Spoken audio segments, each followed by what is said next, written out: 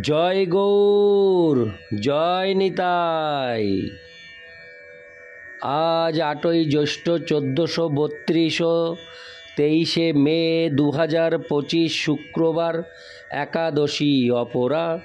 এই একাদশী অপরার দিনে আমি চৈতন্য চরিতামৃত পাঠ করছি। আজ আমি পাঠ করছি চৈতন্য চরিতামৃতের মধ্যলীলা, প্রথম খণ্ড, প্রথম পরিচ্ছেদ, শ্রী চৈতন্য মহাপ্রভুর শেষ লীলার সংক্ষিপ্ত বিবরণের শ্লোক 222 থেকে 235। অডিওর শুরুতে আমার সকল ভক্তিমতী মা ও ভক্তবৃন্দের শ্রীচরণে দণ্ডবৎ প্রণাম জানাই। আমি আপনাদের কাছে একটি আবেদন রাখছি, আপনারা যে যেখান থেকে চৈতন্য চরিতামৃত পাঠ শ্রবণ করছেন, চৈতন্য চরিতামৃত পাঠ শ্রবণ করার শেষে অমৃত গ্রন্থ এই ইউটিউব চ্যানেলটিকে সাবস্ক্রাইব করবেন। নারায়ণ হে নারায়ণ, ভবভয়হরণম নারায়ণ।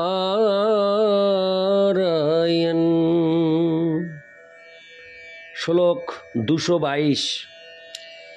ইয়া হইতে চলো প্রভু ইহা নাহি কাজ, যদ্যপি তোমারে ভক্তি করে গৌড়রাজ।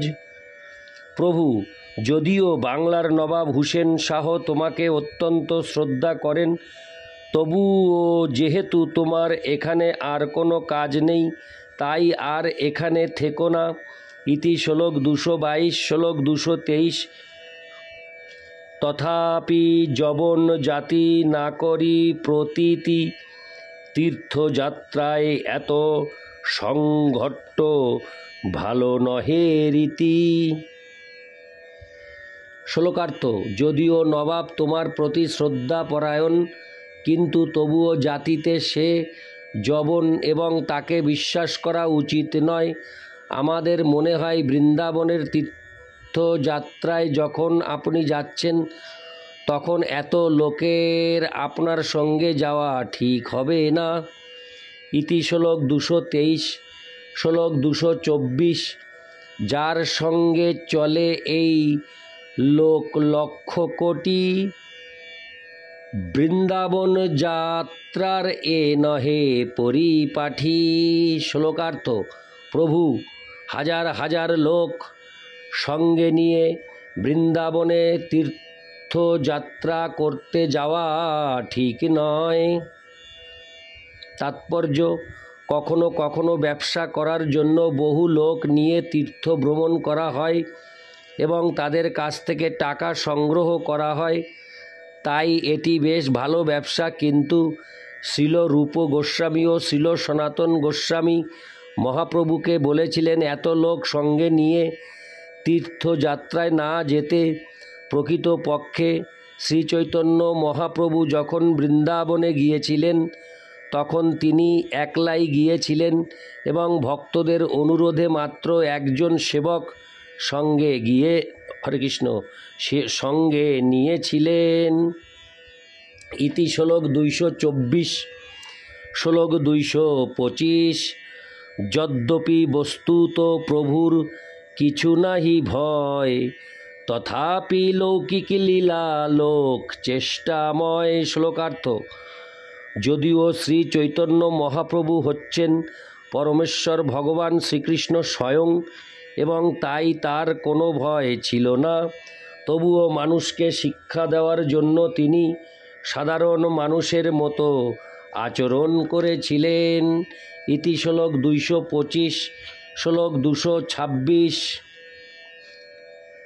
এত বলি চরণবন্ধি গেলা দুইজন, প্রভুর সেই গ্রাম হইতে চলিতে হইল মন। শ্লোকার্থ: এই বলে শ্রী চৈতন্য মহাপ্রভুর শ্রীপাদপদ্ম বন্দনা করে দুই ভাই তাদের গৃহে প্রত্যাবর্তন করলেন। তখন শ্রী চৈতন্য মহাপ্রভু সেই গ্রাম ছেড়ে যাওয়ার বাসনা করলেন। ইতি শ্লোক 226। শ্লোক 227। প্রাতে চলি আইলা প্রভু কানাইর নাটশালা, দেখিল সকল তাহা কৃষ্ণ চরিত্র লীলা। শ্লোকার্থ: সকালবেলায় শ্রীচৈতন্য মহাপ্রভু কানাইয়ের নাটশালা নামক স্থানে এলেন। সেখানে তিনি শ্রীকৃষ্ণের বিবিধ লীলা দর্শন করলেন। তাৎপর্য: তখনকার দিনে বঙ্গদেশে কানাইয়ের নাটশালা নামে বহু স্থান ছিল, যেখানে শ্রীকৃষ্ণের লীলা বিলাসের চিত্র রাখা হতো। মানুষ সেখানে সেই সমস্ত লীলা দর্শন করতে যেত। তাকে বলা হয় কৃষ্ণ চরিত্র লীলা। বঙ্গদেশে এখনও বহু হরিসভা রয়েছে, যেখানে মানুষ সমবেত হয়ে হরে কৃষ্ণ মহামন্ত্র কীর্তন করেন এবং শ্রীকৃষ্ণের লীলা আলোচনা করেন। কানাই হচ্ছে শ্রীকৃষ্ণের একটি নাম, আর নাটশালা হচ্ছে যেখানে লীলা বিলাস প্রদর্শিত হয়। সুতরাং এখন যাকে হরিসভা বলা হয়, পূর্বে সেগুলি হয়তো কানাইয়ের নাটশালা নামে পরিচিত ছিল। ইতি শ্লোক 227। শ্লোক 228। সেই রাত্রে প্রভু তাহা চিনতে মনে মন, সঙ্গে সংঘট্ট ভালো নহে কইল সনাতন। শ্লোকার্থ: সেই রাত্রে মহাপ্রভু শ্রীল সনাতন গোস্বামীর প্রস্তাব মনে মনে বিবেচনা করে দেখলেন যে এত লোক সঙ্গে নিয়ে বৃন্দাবনে যাওয়া ঠিক হবে না। ইতি শ্লোক 228। শ্লোক 229। মথুরা যাইব আমি এত লোক সঙ্গে, কিছু সুখ না পাইব হবে রসভঙ্গে। শ্লোকার্থ: মহাপ্রভু ভাবলেন এত লোক সঙ্গে নিয়ে মথুরায় যাওয়া সুখকর হবে না, কেননা তাহলে রসভঙ্গ হবে। তাৎপর্য: শ্রী চৈতন্য মহাপ্রভু মনে করেছিলেন যে অনেক লোক সঙ্গে নিয়ে তীর্থস্থানে গেলে কেবল গণ্ডগোলের সৃষ্টি হয়। সেভাবেই ধাম দর্শনে গেলে তিনি মোটেই আনন্দ পাবেন না। ইতি শ্লোক 229। শ্লোক 230। একাকী যাইব কিংবা সঙ্গে একজন, তবে সে শোভয়ে বৃন্দাবনের গমন। শ্লোকার্থ: মহাপ্রভু ঠিক করলেন যে তিনি একলা বৃন্দাবনে যাবেন অথবা সঙ্গে বড়জোর একজন সঙ্গী নিয়ে যাবেন, তাহলে বৃন্দাবনে গমন অত্যন্ত সুখকর হবে। ইতি শ্লোক 230। শ্লোক 231। এত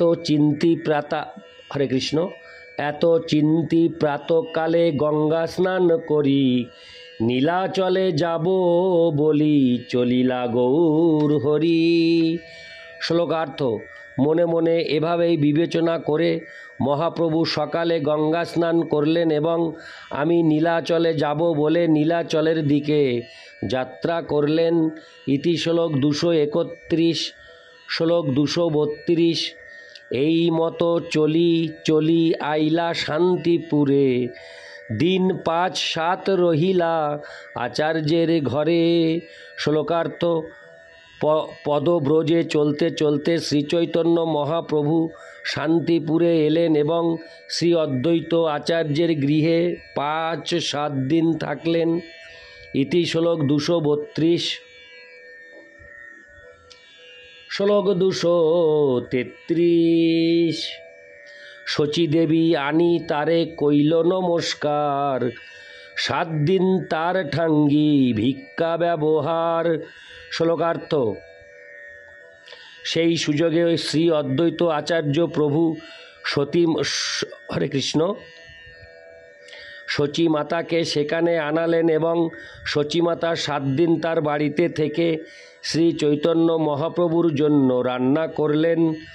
ইতি শ্লোক 233। শ্লোক 234।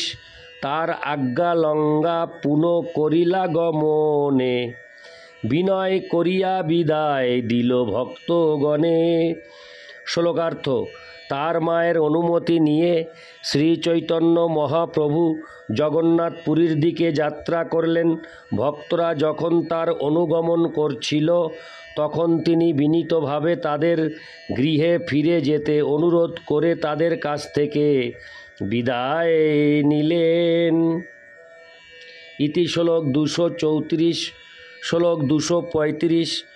জনা দুই সঙ্গে আমি যাব নীলাচলে, আমারে মিলিবা আসি রথযাত্রা কালে। শ্লোকার্থ। শ্রী চৈতন্য মহাপ্রভু বললেন, দুই একজনকে কেবল সঙ্গে নিয়ে আমি নীলাচলে যাব, আর তোমরা রথযাত্রার সময় এসে আমার সঙ্গে মিলিত হও। ইতি শ্লোক 235। নারায়ণ হে নারায়ণ, ভবভয়হরণম নারায়ণ। জয় গৌর, জয় নিতাই।